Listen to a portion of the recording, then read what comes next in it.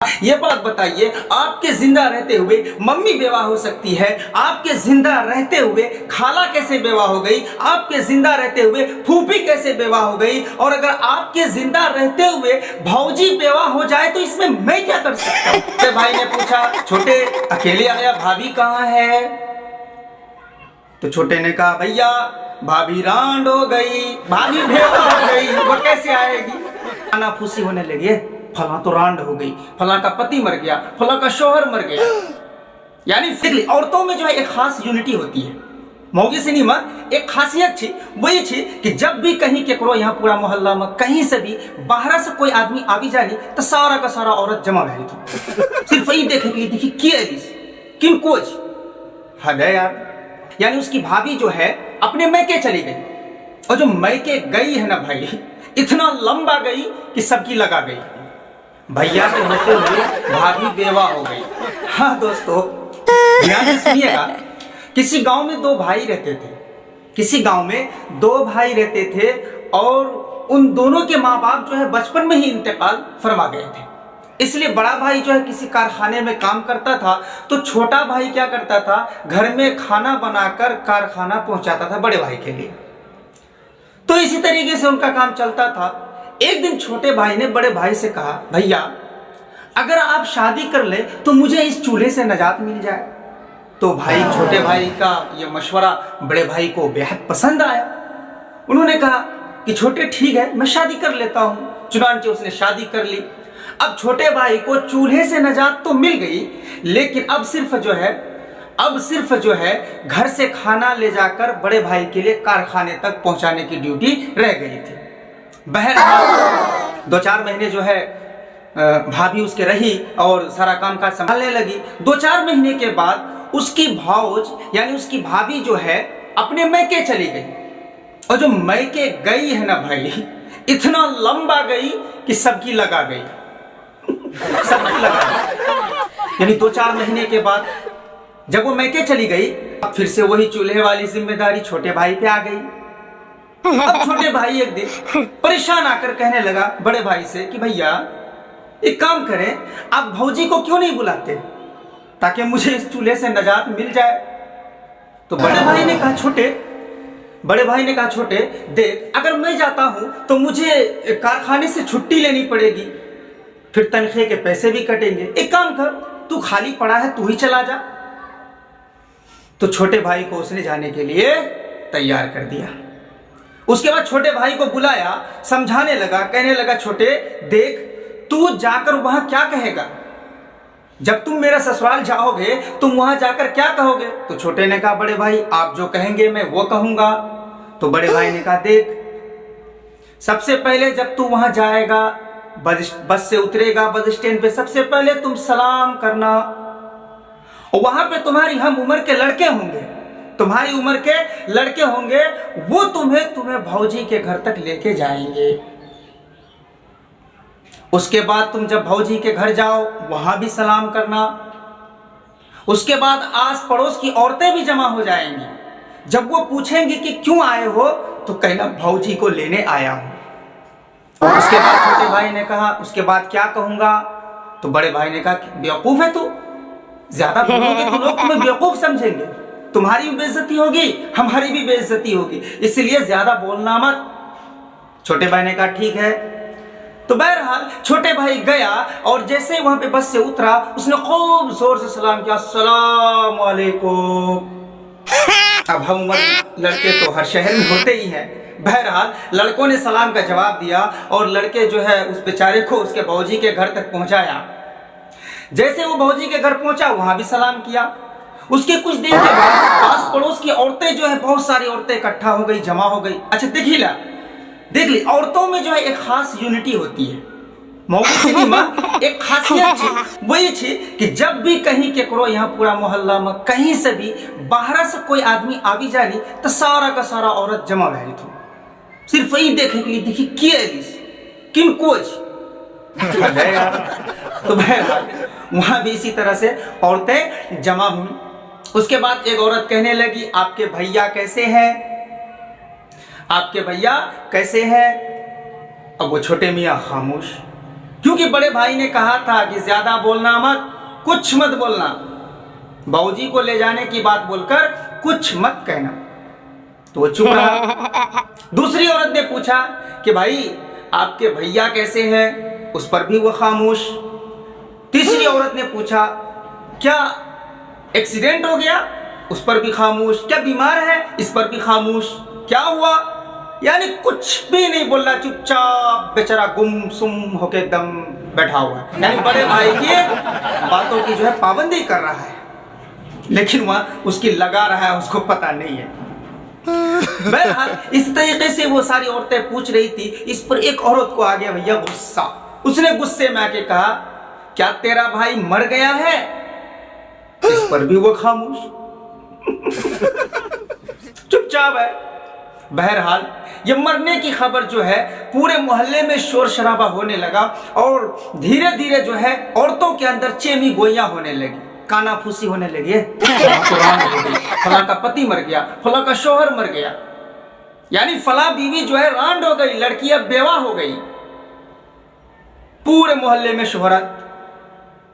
ये बेवकूफ बैठे बैठे सब कुछ सुन रहा है, लेकिन ये मुंह नहीं खोल रहा। बहरहाल इसने जो है तेजा भी खाया। जब भाई मर गया तो उसका तेजा भी हुआ, तेजा भी खाया। 10वां हुआ, 10वां भी खाया।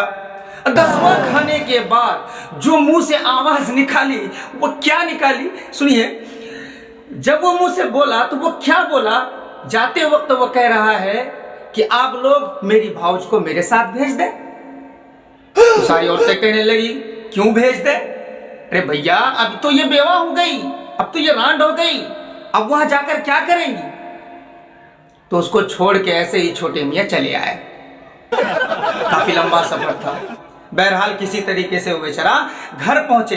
बड़े भाई ने पूछा छोटे अकेले आया, भाभी कहाँ है।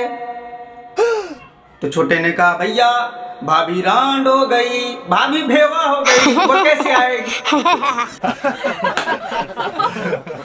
बड़े भाई को गुस्सा है रखना, अरे बेवकूफ मेरे जिंदा होते में भाभी रांड कैसे हो गई, बे तू लेके तो आता उसे।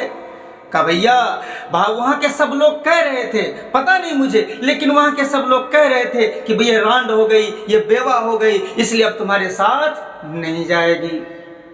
बड़े भाई हैरत में, ताज्जुब में, गुस्सा आया उसको। बेवकूफ मेरे जिंदा रहते हुए वो हरगिज बेवा नहीं हो सकती, तुझमें अकल है कि नहीं है। तो इतनी सी बात सुनने के बाद छोटे मियाँ को भी गुस्सा आ गया, उसका भी 90 का टिकट कर लिया।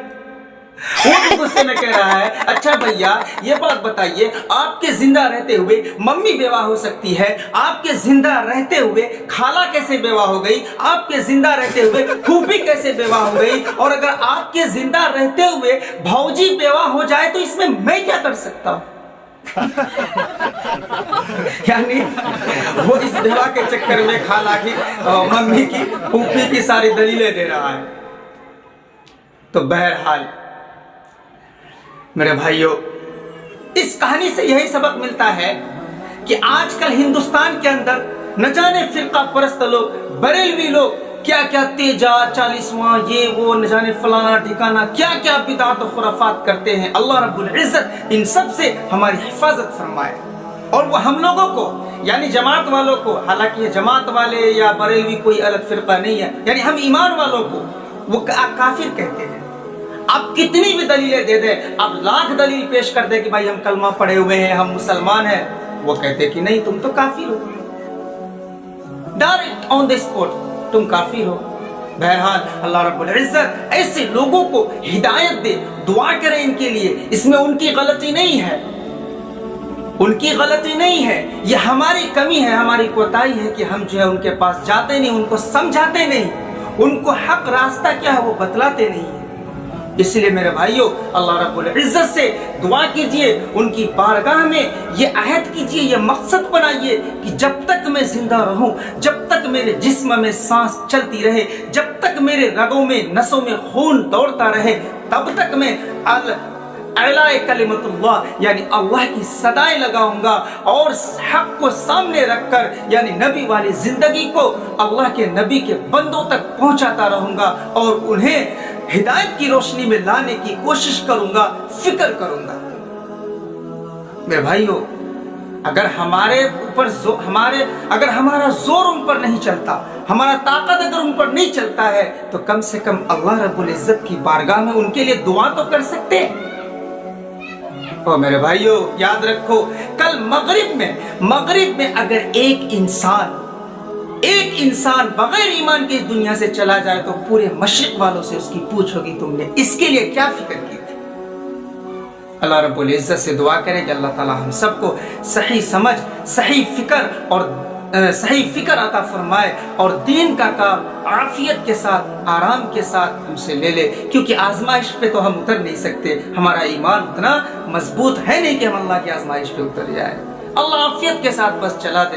और मेरे भाइयों, अल्लाह ही बस बेड़ा पार कर सकता है हमारा। अल्लाह हम सब पर रहम फरमाए, आप पर भी रहम फरमाए।